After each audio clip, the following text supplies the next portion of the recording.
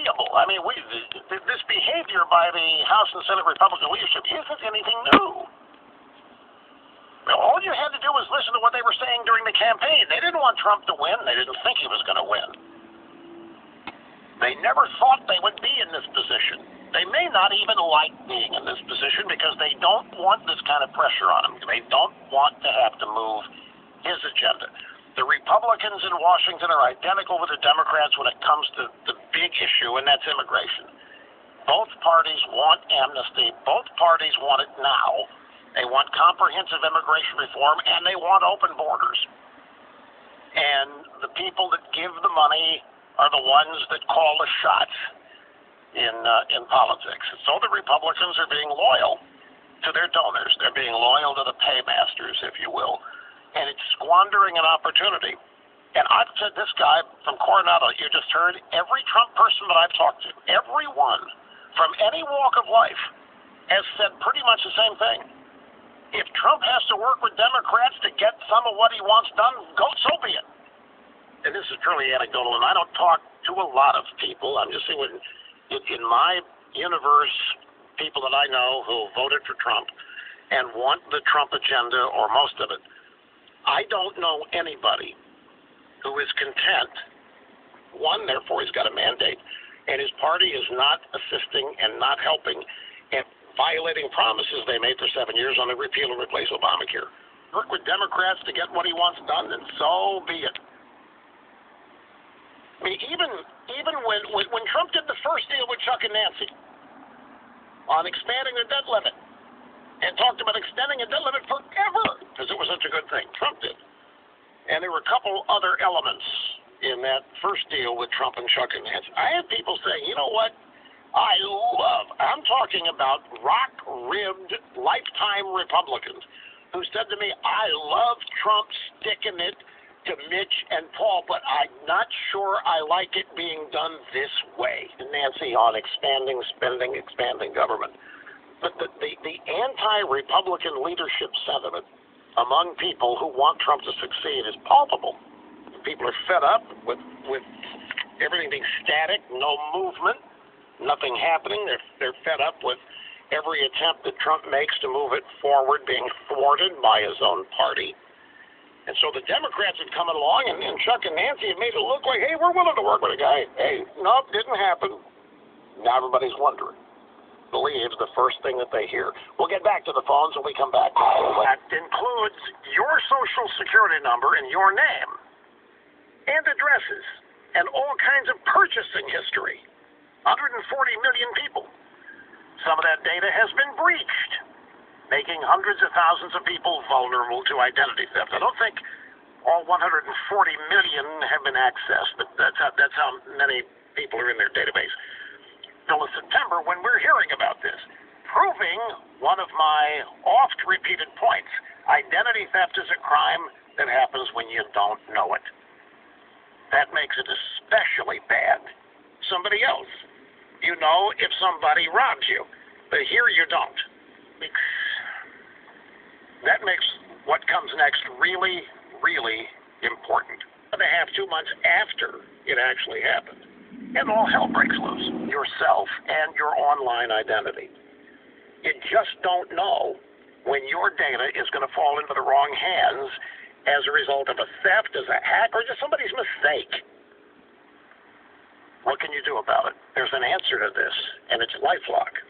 LifeLock, the single biggest online identity theft protection available. In circumstances like this, especially like this, you can count on LifeLock to be monitoring billions of online transactions daily, looking for evidence of online identity theft, and reporting it to you when they see your identity involved. How does it work? You become a LifeLock member. That means you give them your social. You can trust them with it, your credit cards. And they establish a pattern for you. You do. Your pattern has been established, the way you spend, withdraw money, move money around, however it's established. And then when there are spikes in it, is when LifeLock notices and tells you. Like if there's excessive spending outside your range of normalcy, then they let you know. LifeLock is how you find out. Action trying to stop these instances But nobody can stop all of them. So they've got a staff of people that do nothing but work with you if it happens to put you back together with as much ease and less pain as possible. Nobody can prevent all identity theft. Nobody can monitor every transaction out there, but nobody comes close to what LifeLock does. Hey, my name is worth 10% off, and it doesn't cost much to start anyway, under $10. LifeLock.com or 800-440-4833. Angie in... I voted for him, but I'll get to my point. I think that he's always 3 steps ahead of Pelosi, the Democrats, and the Republicans. And so I think this was a power play that he did. You think this is a grand Trump strategery, in other words? I do. They always want to be in the limelight. They never want to be outdone. They always want to be the center of attention. So if he moves to Pelosi and they start to work with him a little bit, there's what he's pushing others towards him as well, who never wanted to work with him to begin with. You're a time supporter. Now you've become one because you think he's 3 moves ahead of everybody. Well, I became a Trump supporter after the Billy Bob or Billy Bush incident, actually. After it? So, yes, I did. After it? Yes. I would... I love you even more. That just is... Can you walk us through that process? How in the world did you become... Because this is in total opposition to what the drive-by media thinks people should think and how they should have reacted. I've always had a lot of male friends. I've heard a lot of male locker room talk, and believe me, women are just the same. And I believe they just threw this out of proportion. There are women out there who do this as men who are groupies. Men and women are groupies. And there are women who allow this. And to think that, oh my gosh, men don't talk like this, women don't do this, women don't talk like this, men don't, aren't groupies, it's absurd. And it was sort of nitpicky. And it threw me. It's exactly, that is how people talk. You've heard it. And women too. We've all heard that. Comment about what you said yesterday or the other day about actually it had to do with she doesn't understand why white women did not vote for Trump.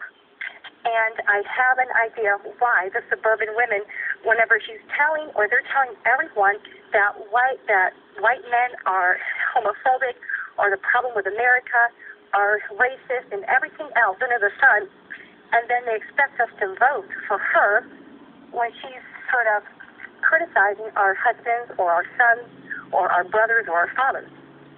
Very, very shrewd of you. I'm glad I held on with you, Angie. Thank you very much. I'm gonna expand on your points here, but did you get that, folks? They're saying that. You remember what Hillary said? Hillary said that white women did not vote for her because their husbands told them not to. Who are all of these docile women who are only doing what their husbands and boyfriends tell them to do? But Hillary's husbands didn't like Hillary, and their husbands are telling them to do.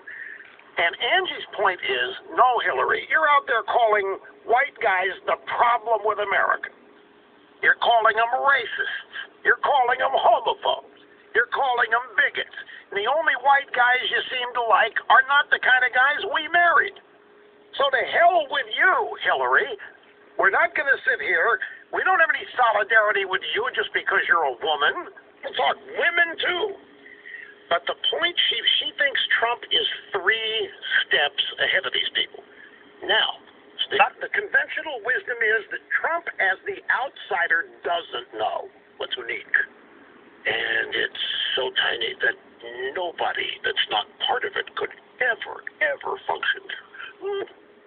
Condescension against people, which leads the inside the Beltway people, the establishment, both parties, to think of Trump as no different than his voters, a bumpkin idiot. And that leads, he may have built buildings, and he may have written the Art of the Deal, but he can't do what we do. He can't even understand what we do because he's too stupid. Elite, unique group in their own minds, and themselves, they're special, and they're different, and they're better. And Trump dealing with a bumpkin and an idiot that they can make mincemeat of. And I get the deep state thinks that. I'll bet you some of the people that Trump picked in his cabinet think that. Well, I'll leave it at that. So, Chuck and Nancy go to the White House for dinner. And this is not even a fair fight. Trump doesn't even know what's coming. And Nancy, they've never dealt with somebody like Trump because they're the ones living in a cocoon and know what life is really like in the business world. And I guarantee you they don't. Here, that it's Chuck and Nancy who are being suckered. They just don't know it yet. Now, I wouldn't be surprised if a bunch of Trump people have that view. It was not an original Trumpist. She was dragged kicking and screaming to Trump after the Billy Bush tape. Is that nothing can guarantee protection against every cyber threat, but Norton Core can help protect against cyber criminals that can hack into your home network and access your personal data that way. Visit GetNortonCore.com, use code RUSH, and get $40 off. Terms apply. From this, of course I trust the president. 2 days ago, she hated Trump. She's up to saying the most despicable, horrible things in the world about it. She trusts him now. And I'm sure you Trumpists think that's because Trump is so clever. And he makes everybody like him. So the drive-by guy was undoubtedly disappointed. I just spoke with Paul Ryan. He's on board. Everybody's on board. They want to do something. We're not talking about amnesty. We're talking about taking care of people that were brought here, people that have done a good job and were not brought here of their own volition. But very importantly, what we want, we have to have a wall. If the wall is going to be obstructed, when we need the funds at a little bit later date, we'll be determining how much we need. Then we're not doing anything. To be said, Rush on the EIP network.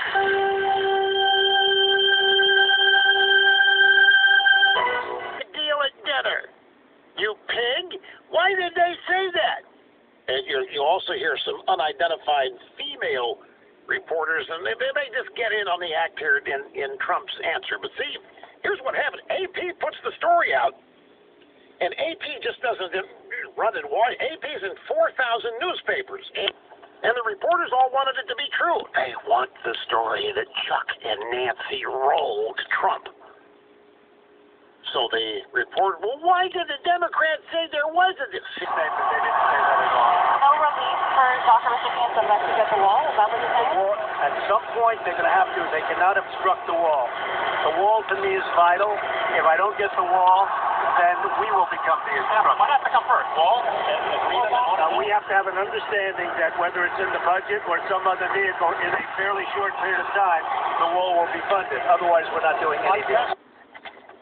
Believe that Trump doesn't mean it, or that they tricked him and now he's trying to slide back out of it? Companies back, bringing money back into the country. There's trillions of dollars outside of our country that we could bring back, but the taxes don't allow it to happen. We do that, but this is not to benefit the wealthy. This is to benefit the middle class and to benefit companies where they're going to be producing jobs. They're coming back, and they're already coming back. But we want factories coming back into our country. Right now, they're leaving our country. They've started since I've been in, and you know, you look at Michigan, you look at Ohio, you look at they're starting to come back. But to really bring them back, we I do the individual rates, sir, it will bring taxes down on the wealthy. what's going to happen is the individual rate coming down will be substantial for the middle class. We want to take care of the middle class. We want to take care of jobs. The way we're going to get jobs is to make our companies more competitive. And don't forget, now let's go and see how we're doing, because I think we're doing a good job in Florida. Thank you. Thank you.